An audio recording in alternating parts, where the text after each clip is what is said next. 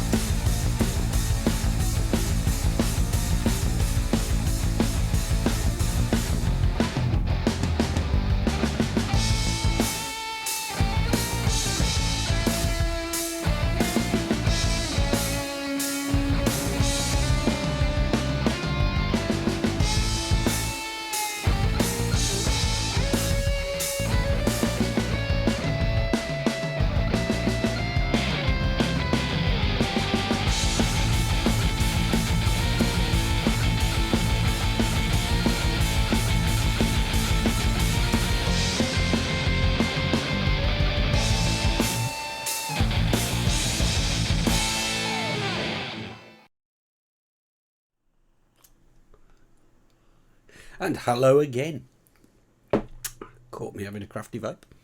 Yeah, so as I was saying at the top of the show then, I read on forums a lot, and I've seen a few blogs, and people ask me a lot about travelling with e-cigs. Now, I think if you watch this show regularly, you'll know that at the moment I'm working in Switzerland, which basically means that every Monday morning at stupid o'clock, I fly out of Birmingham Airport to Switzerland, and I come back every Thursday night.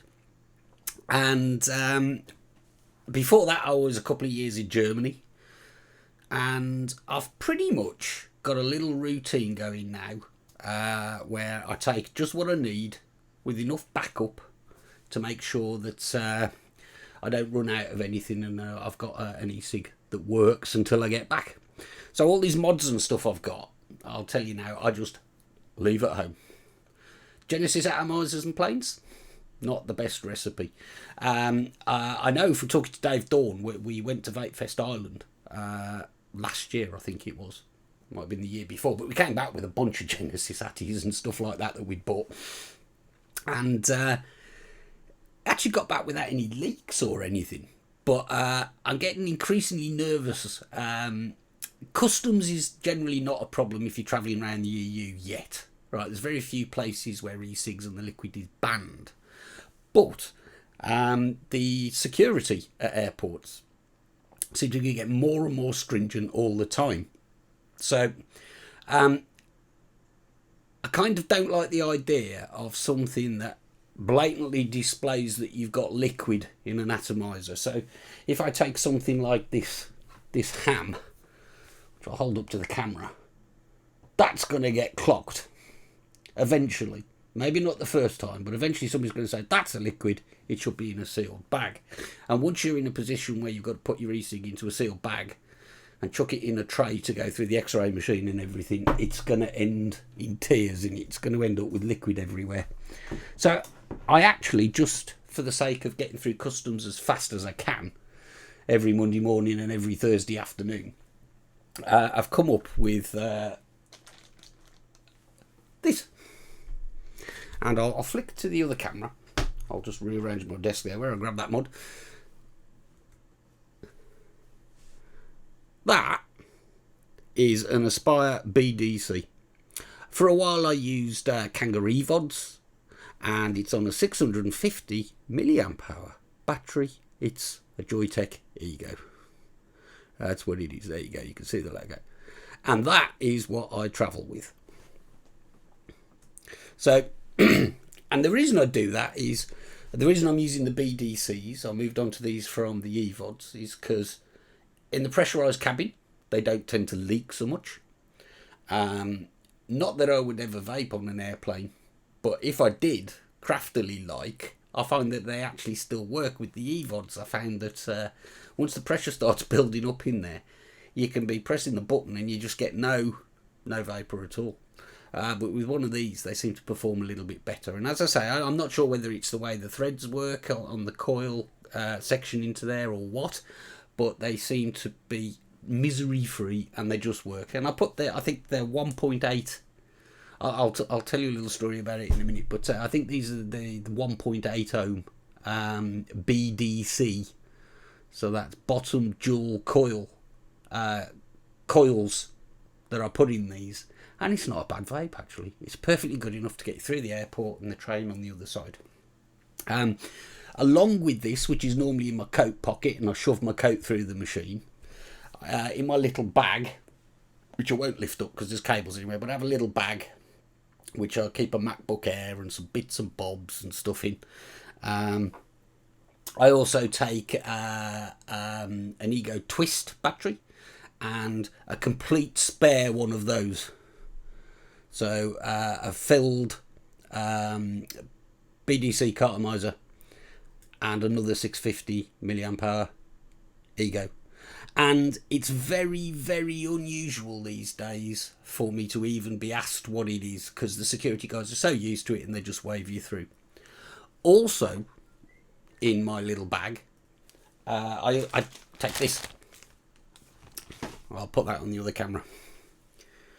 And that is, it's a 20ml bottle, I think. I got these from Cloud9 Vaping. They're the ones where you take off the little orange cap here and you screw on the little green thing, so it's a bit like a syringe end, in a resealable bag, and I put that through, and I've been using that for probably 3 years through various airports now, and I think I've been asked twice what it is, and on one further occasion I was asked if they could do a test of it, so they actually dripped a little bit onto a little bit of blotting paper and took it to their little analysis machine, came back and said, yeah, that's fine, carry on.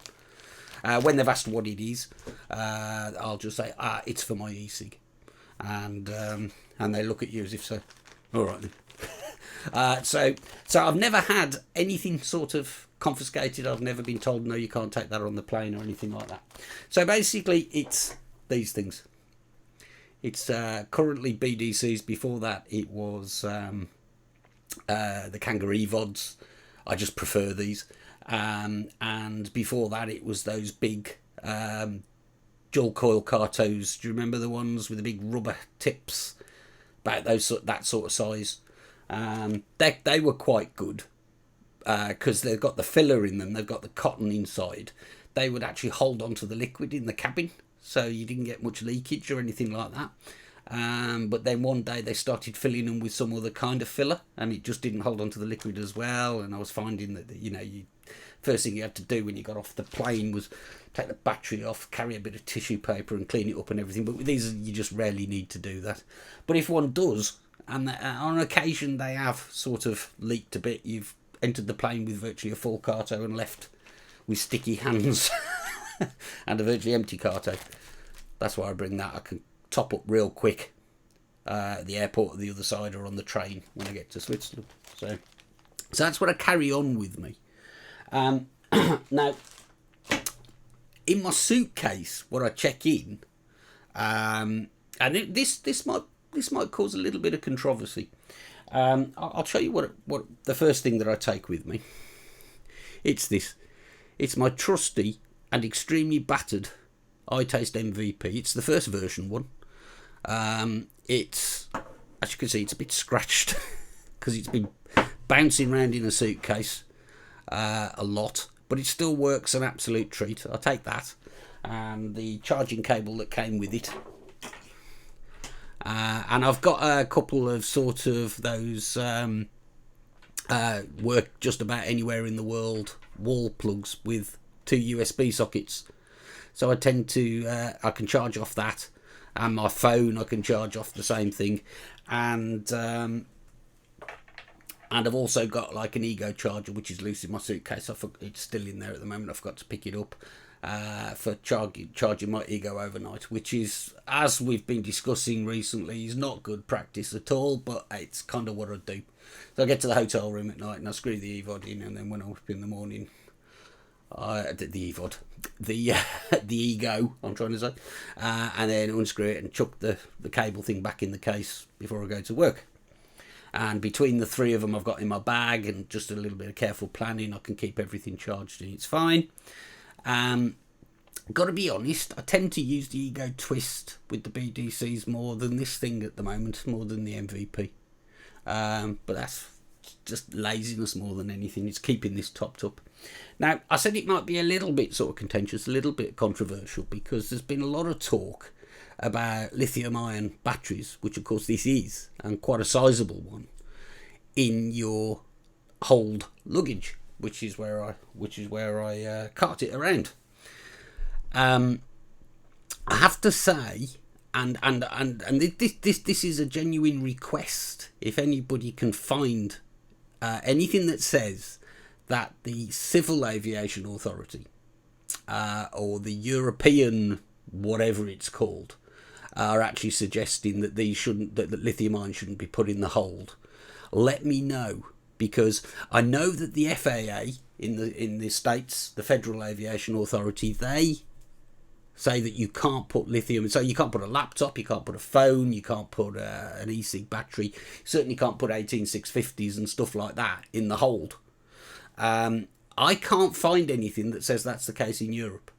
I wouldn't be surprised if there is, but I would say that I've had my suitcase opened, I think 3 occasions now, twice by the German authorities and once by the Swiss. So they've obviously x-rayed the case, opened it, and you never find out until you get home. You find a piece of paper inside saying we inspected your case, everything was fine, we haven't taken anything out. You know, it's just like a courtesy letter that they put in. They fill some forms in, the date and the time, and whether it was done in Switzerland or in the UK. And they've seen these things. The first time it happened, I had a little Tupperware box and it had about 6 18650s in it when I was travelling back from Munich. They clearly saw all that stuff, and they just said fine. They put the letter in, said everything's fine, nothing was missing. I found out when I got home, just found the letter, and it was all still there. So it's a genuine request. I'm kind of looking to a chat to see if anybody shouted anything up already. But I've not found anything that says that you can't travel with these in Europe. If you go into the States or anywhere that uses the FAA's regulations, then don't. Carry it on with you, you'll be fine. Whether it's a sensible thing to do, I'm not sure. And I can explain why I don't carry this onto the plane with me. It's ever so simple. It's so that if they do decide to be stupid at security and not let me through for any reason, and I've got something in my case when I get to the other side, it's that simple. Very quickly, I'll show you the other thing that I take in my suitcase. And this is like one of those ego cases which you can pick up anywhere. I think I've probably got this at a vape fest, or it might have been a raffle prize or something. And I've got like old-fashioned cartos. I've got like EVOD, some BDCs. There's a couple of BDCs in there actually. I wonder where that one unopened. Generic sort of EVOD things, coils for to fit them all, a spare charger, spare bottle tops for the bottle I showed you, and a packet of these things, which is basically a lead into it's a seamless segue into the next thing that I'm going to say. So there's lithium ion in here as well, but not much of it because there's a spare battery. I think there's also one in my wash bag. because I don't want to get to be in a foreign country for a week without a functional e-cig. And between this stuff, I go in here occasionally, something packs up, something gets cracked or starts leaking. I've always got backup. So that's what I do, basically. I'm going to go back to these. I'm moving along quickly now because I've been yakking far too much.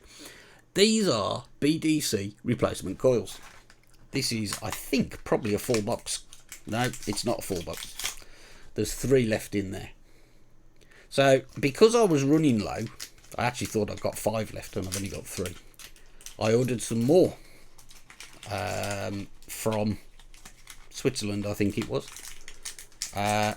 during the week. And when I got home on Thursday night, I had a package from ecig, which I thought had these. But look what stupid Dave did. Spot the difference. These are BDCs. These are BVCs. Bottom dual coil, bottom vertical coil. I ordered the wrong darn thing. So I've not tried these yet. I'm glad to say that Daz at ecig, I think he probably thought that dickhead has ordered the wrong things. So I'll send him one of these. This is a K1, which is designed to take the BVC. So we're gonna fill this and have a go with it really quick. But before I do that, I want to see if the 2 things are compatible. As I say, I'm rushing this along now. So what I have here, this is actually a BDC coil in the base of a mini David, if you remember those things. What I'm going to do is I'm going to take out this, and I have no idea whether this will work or not, because, and I'll tell you why I'm doing this. It's not a bit tight, that was. It's still a bit tight. The reason I'm doing this is I thought, are BVCs compatible with BDCs? And I found conflicting information on the internet. How the hell can that happen? You know, I went looking for a definitive answer on the internet and found differences of opinion.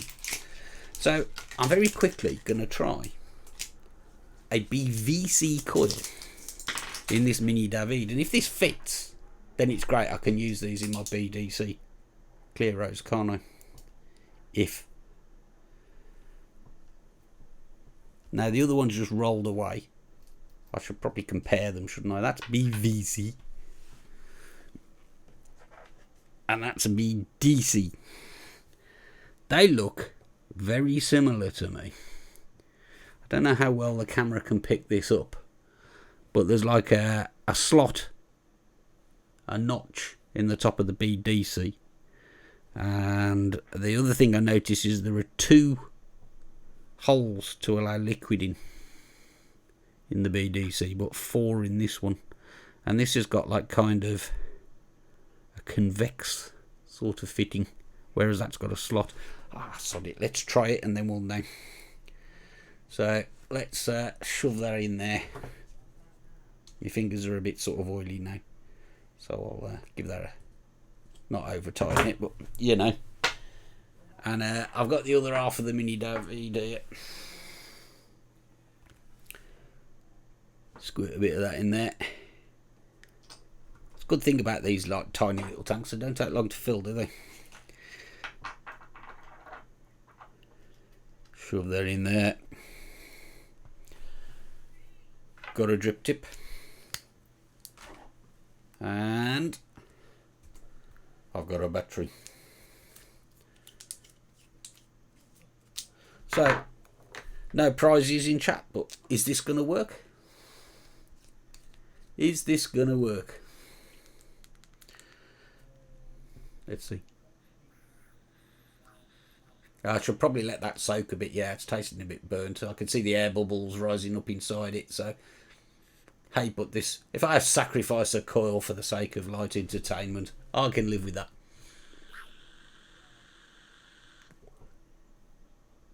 It works. And if I'd have let it soak into the coil rather than just zapping it straight away, it probably would taste okay, that.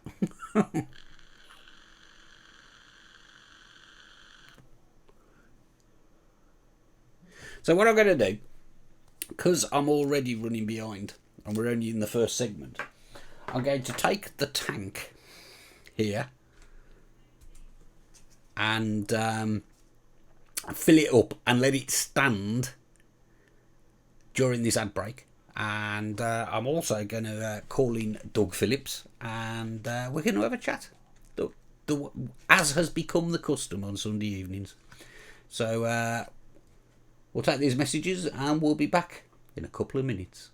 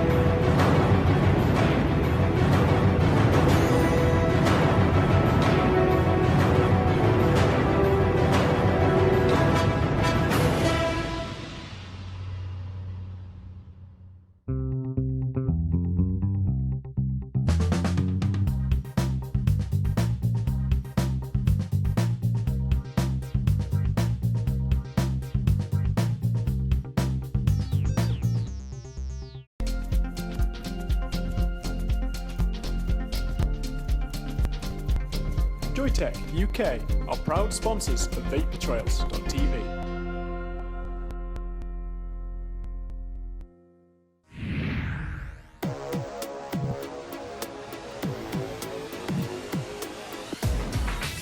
Often imitated, never duplicated. Award-winning service and products from cloud9vaping.co.uk.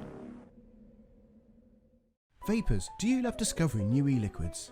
Tell Dripper the types of flavours you like and they'll send you 5 gourmet juices each month. Experience new and exclusive flavours, all with a money-back guarantee and free delivery anywhere in Europe. Dripper.co.uk.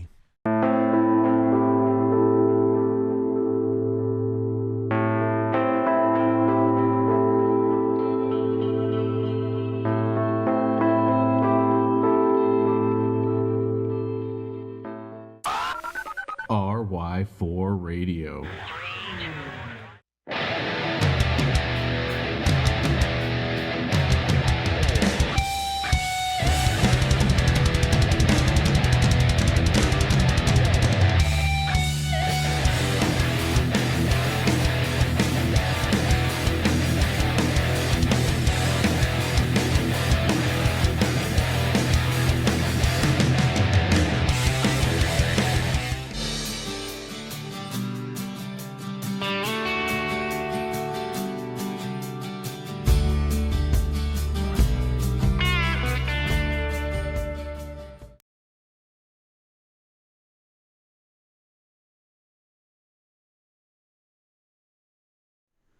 And welcome back. Right, during the break there, I saw there was a question from Whip It Up. It says, how do you cope going from a decent rebuildable at the weekends to the lesser quality stuff during the week? Actually, pretty easily. I'm not that picky, is the reality. This is Doug behind. Just before we start getting to talk to Doug, I just want to show you this. I very quickly filled this K1 glassomizer, it's called up. I quite like it. It's a good looking thing. It's a good looking thing, isn't it? And I've been letting it stand there for a minute or two before we try it. So we'll some air bubbles. If you're really lucky, you'll see an air bubble. Yep, there went one. So it's clearly doing what it's supposed to do, because if air's coming out of the coil, then that presumably means juice is going into the coil. And we'll try that. Anyway, Doug, how you doing? Yes. Fine. Hello, everyone. I heard them say hello back. Doug, you've been around for a little while. Let's ask you. Let's go through the routine questions to start with. I'm going to put you full screen, and you can tell us who you are, what you do, and how long you've been vaping. Right, I apologise for everyone out there for me being full screen, but there we go. I don't have control of that. So, how long have I been vaping for? April this year would have been 2 years, so 2.5, just over 2 years. That's about 2.5 years, yeah, it is. Yeah. It's October now, end of October, so yeah. 2.5 years. Lucky enough, I missed out on the cigarettes thing and went straight to a carto with a tank. And I'm an IT person, and I can't believe that I missed e-cigarettes, to be quite honest. And but there you go, you miss out some things in life, and if I'd have found them earlier on, it would have been great. But there we go. Well, you found them now, though, so that's all that really matters, really, isn't it? Yeah. And I'm one of those people that literally just switched overnight. Got my first e-cig, my backy run out, and I haven't touched a cigarette since. Excellent. Fair play to you. Fair play to you. Now, I will say, I've made you a little graphic with your name on here, which I forgot to put up, so I'll put that up now. I'll put you full screen first, though, because it'll be stupid, because if I put up a thing saying Doug... There you go. You're Doug Phillips. On Twitter, you use the name Super7VVC. Is that right? That's right, yeah. Explain. Maybe because of that behind there, which is my little toy.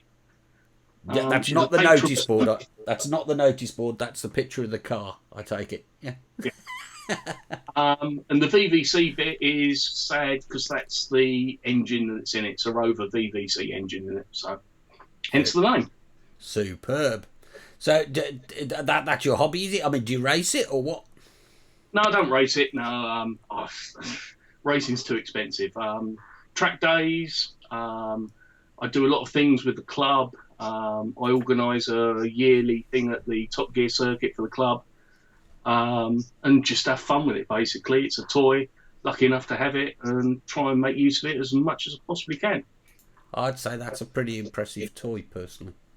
I think that's a well impressive toy. And I'm lucky because my wife loves it as well. So I'm one of the few. Most guys won't touch them. Win-win. Right. So you volunteered to come on the show tonight.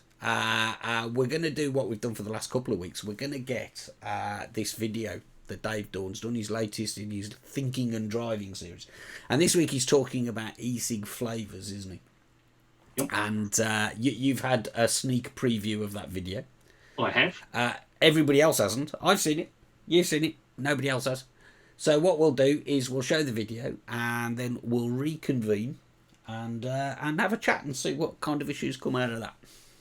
So for those that haven't seen it, this is Dave Dawn, Thinking and Driving. Not ranting, just thinking and driving and talking. It should be called Thinking and Driving and Talking, really, shouldn't it? So see what you think.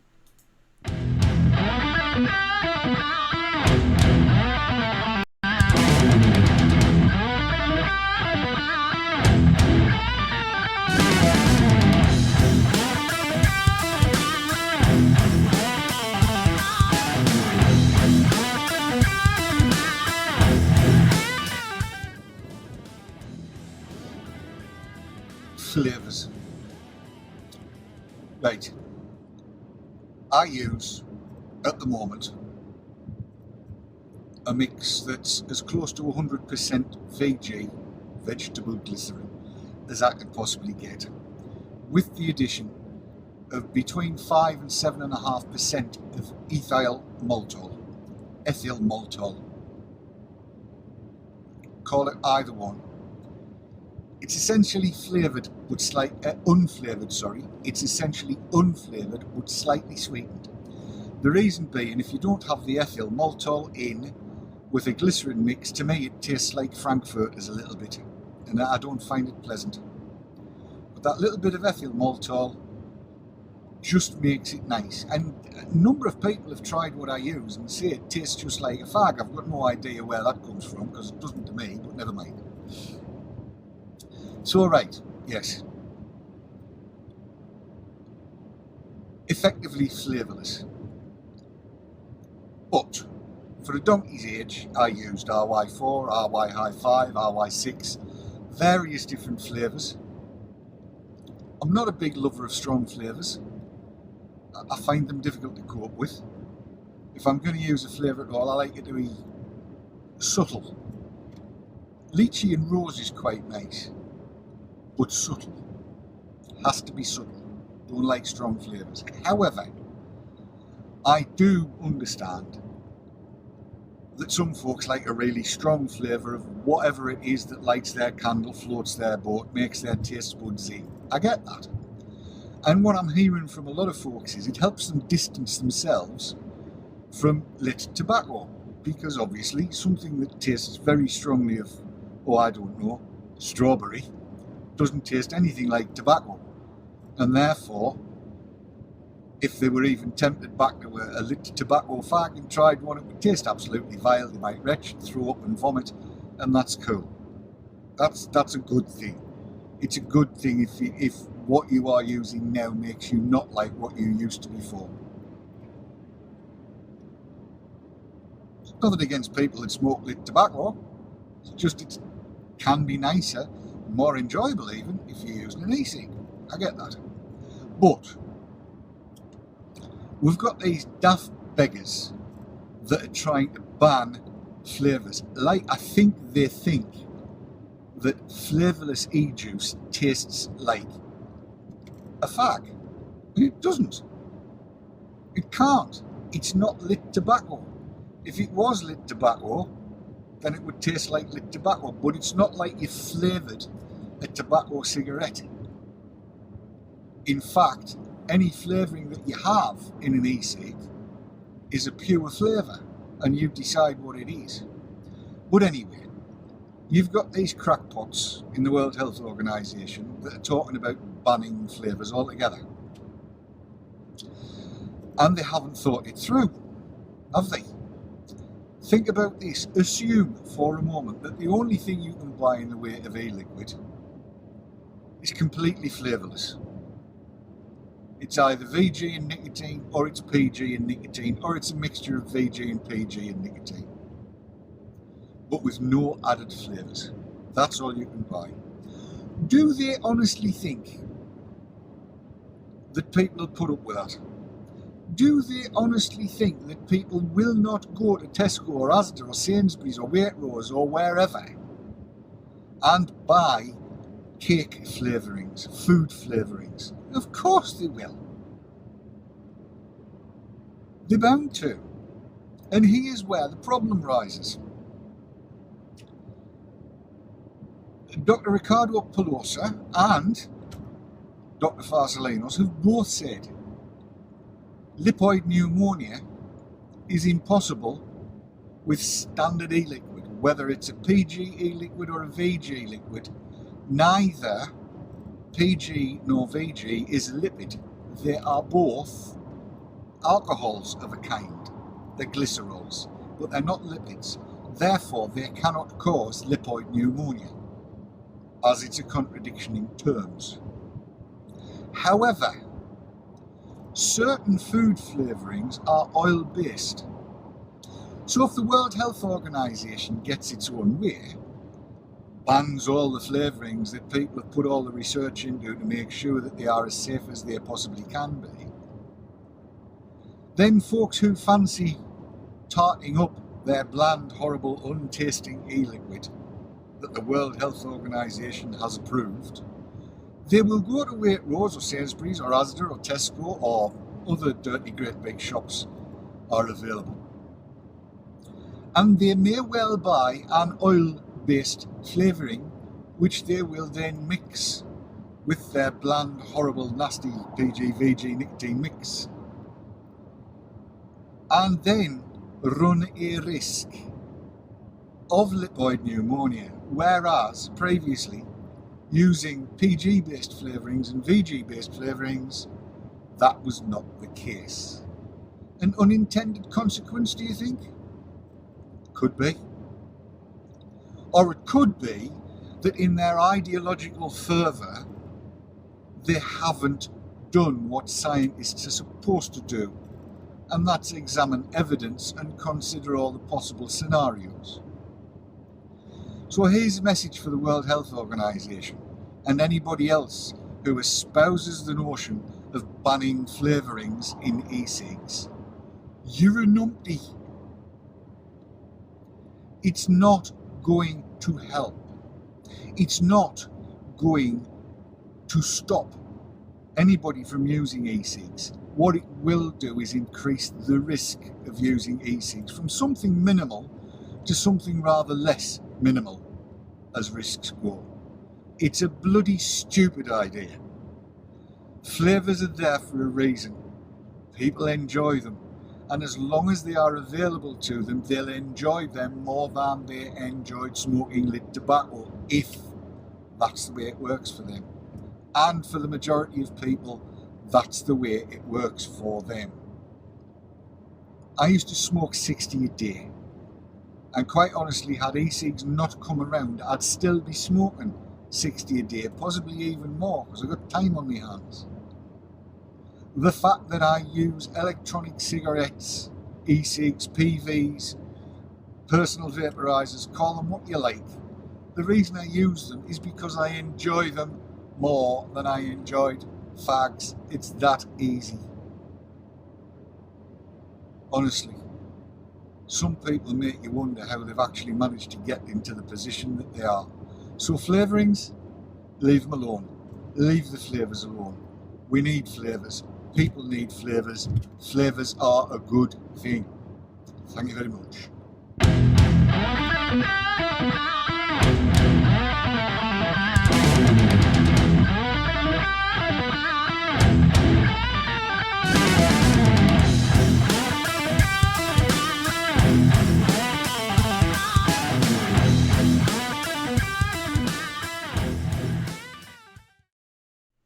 And welcome back. Ooh, we've got an echo. Echo. Hey. Don't do that very often, do I? Well, Doug, that was Dave there talking about flavours, and I suppose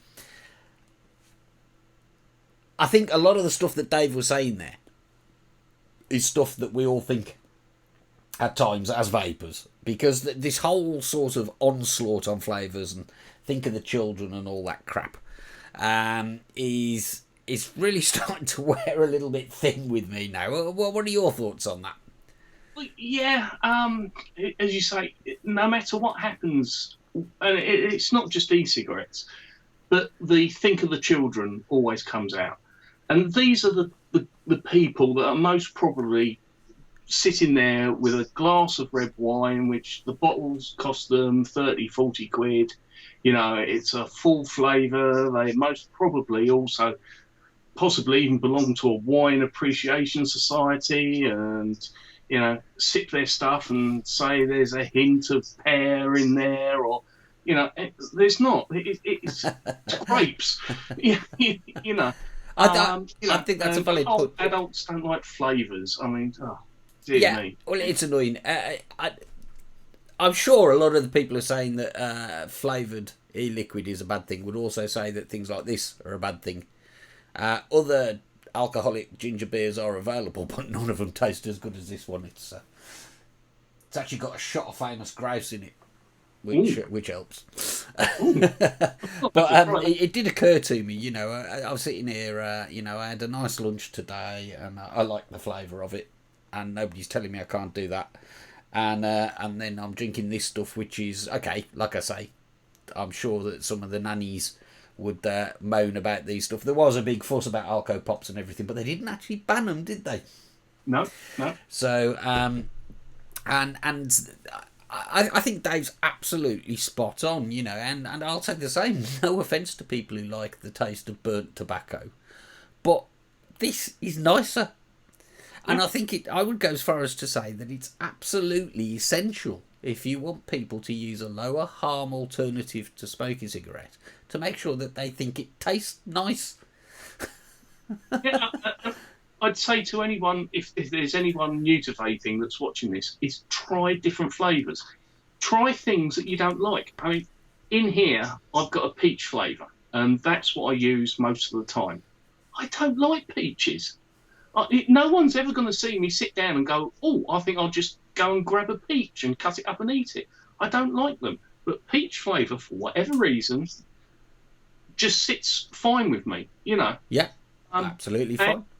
And also, I would also go as far to say, you know, try a different flavour. Don't worry about if someone says it doesn't taste good, because taste is so subjective. Isn't it, though? What I like, my wife doesn't like. You know, so just try different things, because you'll find if you don't find something that works for you first time, just experiment, because you will find something that just suits. It's funny, I'm the least qualified person to talk about flavours. I have a Kafen over there, just had a shot, and it's got DY4 in it. And I've got that, what's that tank called that came with the ecig? I've got the box here. The Delta tank. And that's full of DY4. That mini David that we were just looking at is now full of DY4. This, guess what's in this? DY4. It could be. And and I'll just change the shot here. This is our little K1 Aspire glassomizer, which should have soaked in by now, shouldn't it? And guess what's in that as well? Let me guess. DY4. Excellent. And I've actually got RY High 5 in that ham. All right. Actually, that's the one tobacco flavour that I actually bought quite a few bottles of. Yeah, so did I. It's not bad at all, is it? No. And I can see like an Innokin thing, and I've got the Fagatti hybrid there, and the Mini B, and that other hybrid thing, the name of which escapes me at the moment, and they're all full of DY4. So, but whilst I'm not a good advert for experiment, find lots of flavours, I like that flavour, right? Yeah. You know, and that flavour would be as banned as the rest of them. People buy a particular brand of tea. Yeah, and, absolutely. You know, they stick with it, and it's the same sort of thing. The one thing, the odd thing about vaping is, which I found, is you find a juice that you really like, and then they stop making it. And that's because they're all small, you know, small company. The one that I'm thinking of, which I loved, was do you remember Pixie Juice? Vaguely. I'm not sure I ever had any of theirs, but I bought 30ml of their donut, strawberry donut. Oh, there again, I'm not a great lover of donuts, but it was gorgeous. And then they stopped making consume the odd donut in my time. Yeah, and it just tasted just like a jam donut. It was glorious. Who'd ever think of vaping a donut? You know, man. And I've said before, I bought some concentrate. I love peanut butter, and I bought some peanut butter concentrate. Right. And it did taste just like peanut butter, but I absolutely hated it. Yeah. What am I vaping peanut butter for? Its taste is such a weird thing. Absolutely, and what's in your e-liquid doesn't necessarily bear life to the things that you would eat. Yeah. Okay. Right, Doug, we've got to take our second break now, so we'll do that, and we'll be right back after this, guys.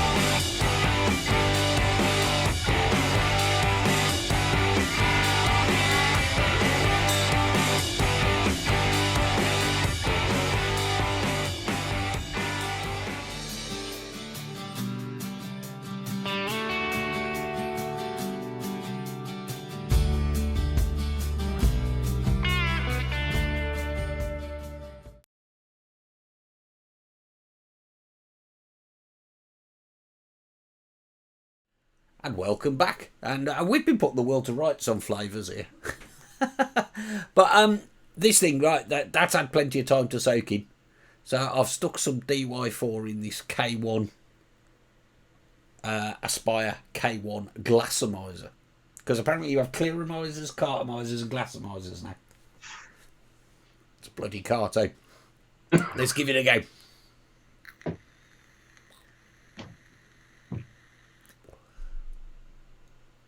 That's interesting, that, because I saw a review of these things, and somebody said, I think it was on UKV, I'll credit him. He goes by the name of Paulie Meatballs, which I think is a good name. And he does these slideshow reviews, and they're just a couple of minutes long, and they're really good. I don't know if you've seen them. But he said he found the drawer too tight, and I would say that's a really airy drawer.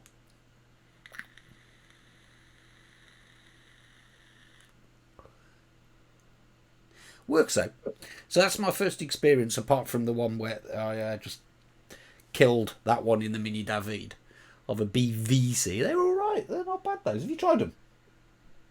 Me? No. BVC? No. Yeah.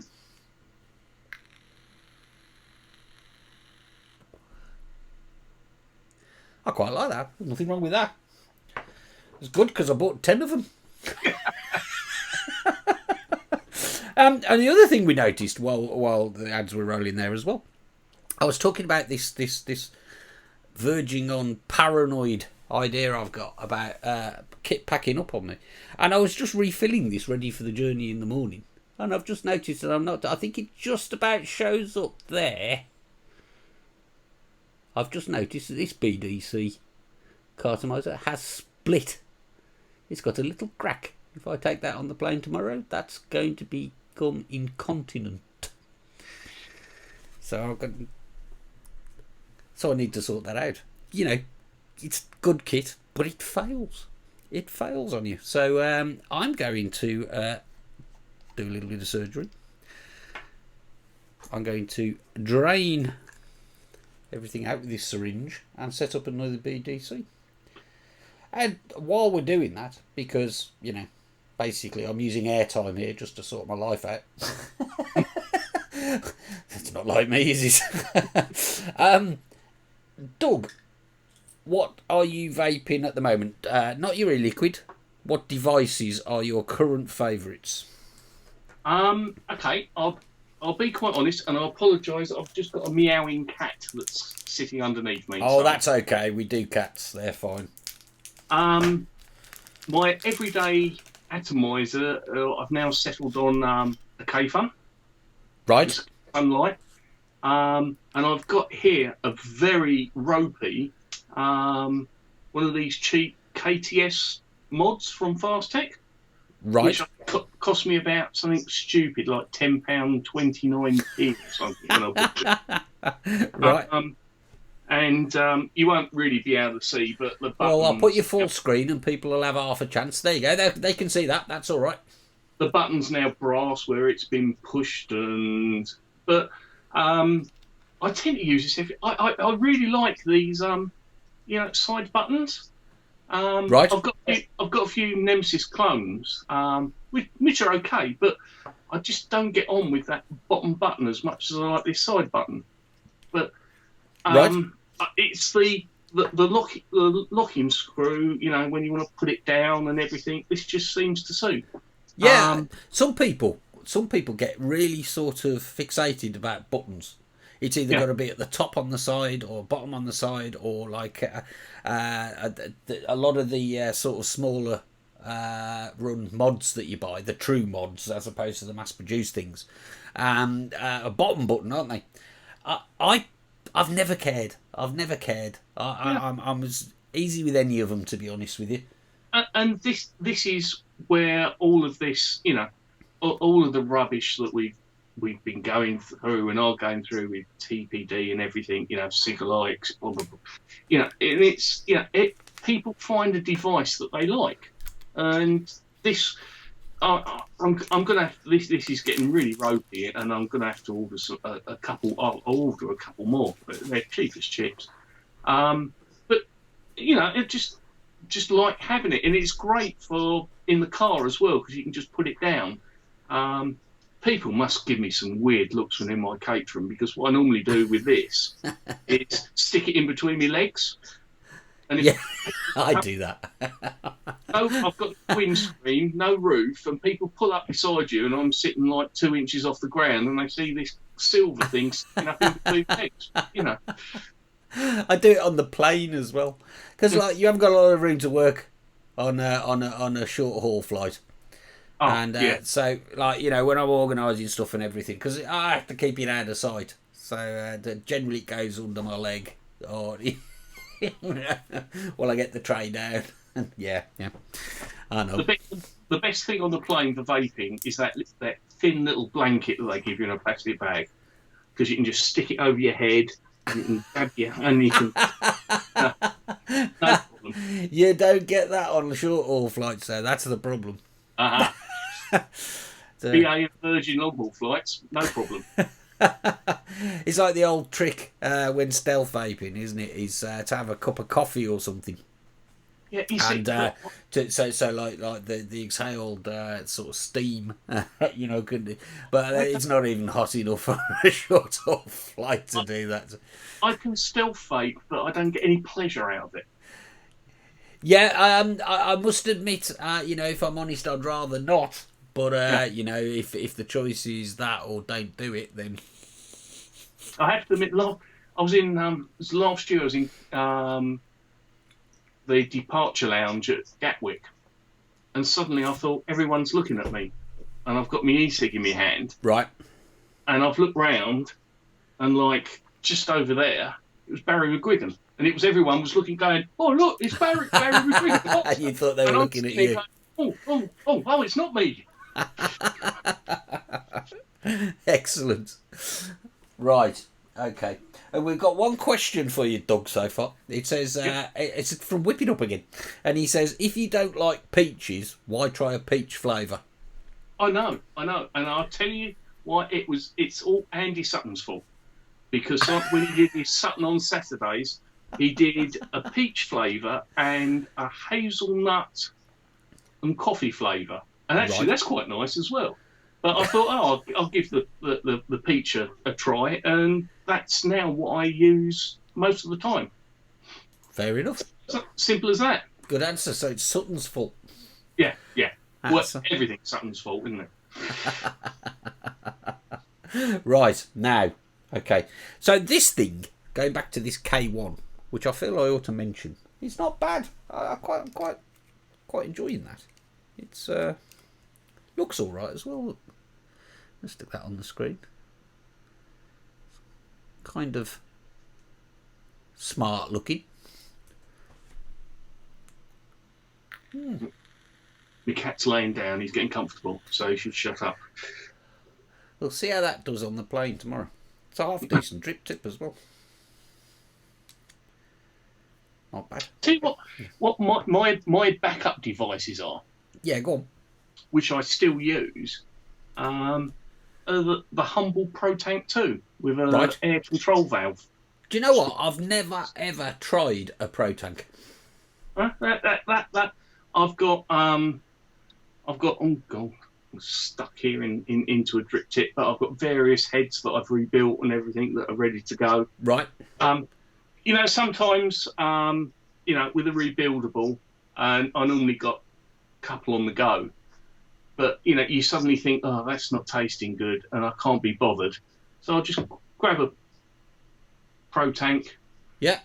Drop liquid in it, and, you know, it's not as good as a K-Fun, but, you know, for when you're sitting there at 9 o'clock at night watching a film or something. Yeah, I've got to be honest. I use the Ego with the BDC when I'm travelling, but I've been out on a bike ride today.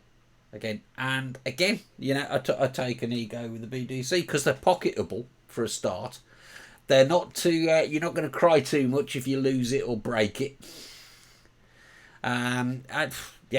So I've got nothing against these clearomizers and things. They serve a useful purpose for me. They really do. I've only lost one e-cig. Yeah, and I blame that on my wife. Well, that sounds reasonable. I'm sorry, but How did that come about? Well, I was at a track day at Brands Hatch, Right. and I had it was a dual cartomizer with a tank, and I put 46 mil liquid in it, and I didn't want to take it in the car in case, crashed, whatever, Right. So when I went out on track, I'd pass it to her, and she was wandering around the track when I was out taking pictures and whatever. And I came back going, that was brilliant. I need my e-cig. Right. And it's the only time I've gone out without a backup, and it gone. Oh dear. So there's somewhere around Brands Hatch. There's an e-cig sitting somewhere. That's the nightmare scenario. Now, one thing that we were talking about while the VT was on, or whilst the ads were on, I can't remember which, was you said you've never been to a knees meet. No. Right. I didn't need to. You should definitely do that. Now, I was supposed to show this VT last week, but I didn't. So I'm going to show it now. This is just a little message, which regular viewers may have seen already, but you're going to see it again. We've got another knees meet. I believe it's in the week after next, on the 8th, I think. I'll show the thing. I'll show the ad.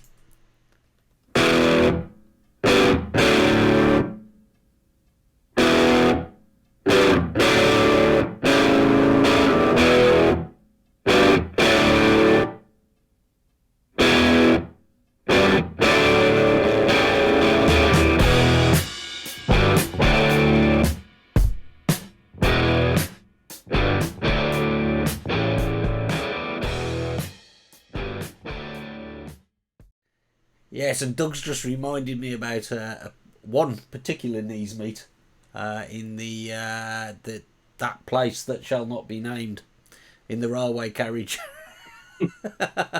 there was some footage there, wasn't there? Your namesake Doug got quite a bit, as I recall. Getting chased down the road. We had the same thing last year. With Gary Dibley, we had a meet for World Vaping Day. Oh yeah, I remember that. From my local pub, which is a vape-friendly pub, and I can remember at the corner of my eye seeing someone saying to the governor, "Look, they're smoking," and he's going, "No, they're vaping. They're vapors." Right, we have reached, would you believe, the end of the show. People will be pleased that they won't have to look at me anymore. I'm sure that will not be the case. Doug, can I say thank you very much for coming on tonight? It's been great having you on. And I'm sure that everybody is appreciative as I am. And I think we better wrap it up, because otherwise I think I already have overrun very slightly, but not much. I've got to get ready for travelling. But I've sorted my Clearo out on air. So... But I'll also try that K1 thing and see how that gets on the plane as well. So that's the ultimate test.